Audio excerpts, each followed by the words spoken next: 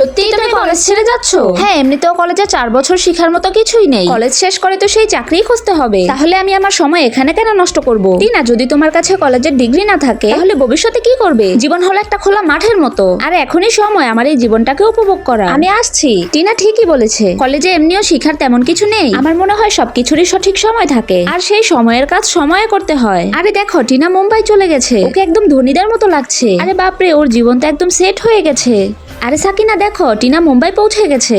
খুবই ভালো। আমিও মাত্র লাইব্রেরি থেকে পড়ে আসলাম। কিসের সাথে কি তুলনা করছো? আমাদের দুজনের লক্ষ্য আলাদা আলাদা, বাস এতটুকুই।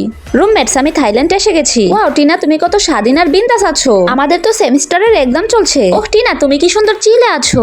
এত গিফট কে পাঠালো? এগুলো টিনা ওর ট্রিপ থেকে নিয়ে এসেছে। মনে হয় টিনা এখন অনেক টাকা ইনকাম করে আর সেটেলও হয়ে গেছে। টিনার লাইফ তো সত্যিই খুব মজার। এই বয়সে মন দিয়ে পড়াটাই সবচেয়ে জরুরি। নিজেকে সান্ত্বনা দেওয়া বন্ধ করো সাকিনা। আমি তোমাদের আমার লক্ষ্যে পৌঁছে দেখাবো।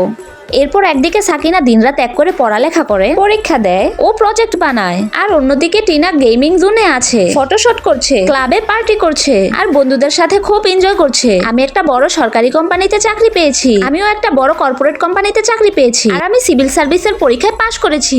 আই এম সরি, আসলে ডিগ্রি ছাড়া আমাদের এই জবটা দেওয়া যাবে না। তোমার তো দেখছি কোনো ডিগ্রি নেই, জীবনে তুমি কিছুই করতে পারবে না। আমি এখানে ইন্টারভিউ দিব না। তোমার পড়ালেখার যোগ্যতা কম, না আছে ডিগ্রি, না আছে কাজের পূর্ব অভিজ্ঞতা, আর সোশ্যাল মিডিয়ার পরিচিতি এখানে কোনো কাজে আসবে না। আমার জীবনের সবচেয়ে গুরুত্বপূর্ণ সময়ে পড়ালেখা ছাড়াটাই জীবনের সবচেয়ে বড় ভুল হয়েছে। Order please. আসছি।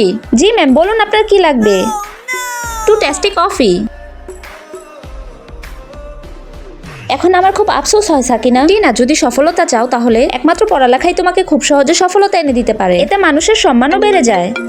ম্যাম, মিটিং এর সময় হয়ে গেছে, আপনি কোথায়? আমি এক্ষুনি আসছি। টিনা, এই কফিটা তোমার জন্য। টিনা, তোমাকে আজ থেকে এই ক্যাফের ম্যানেজারের দায়িত্ব দেয়া হলো। সরি স্যার, আমি আমার পড়ালেখা পুরো করার জন্য কলেজে ফিরে যাচ্ছি। আপনাদের সবাইকে অনেক অনেক ধন্যবাদ। ওয়াও সাকিনা, তোমার পরের প্ল্যান কি? এই প্রাইজ মানি দিয়ে আমরা আরামে সবাই কানাডা ঘুরতে যেতে পারবো। Thank you Sakina. বন্ধুরা, সফলতার প্রথম ধাপই হচ্ছে পড়ালেখা। আমি সঠিক বলে থাকলে লাইক ও সাবস্ক্রাইব করে কমেন্টে লাভ ইমোজি দিয়ে যাও।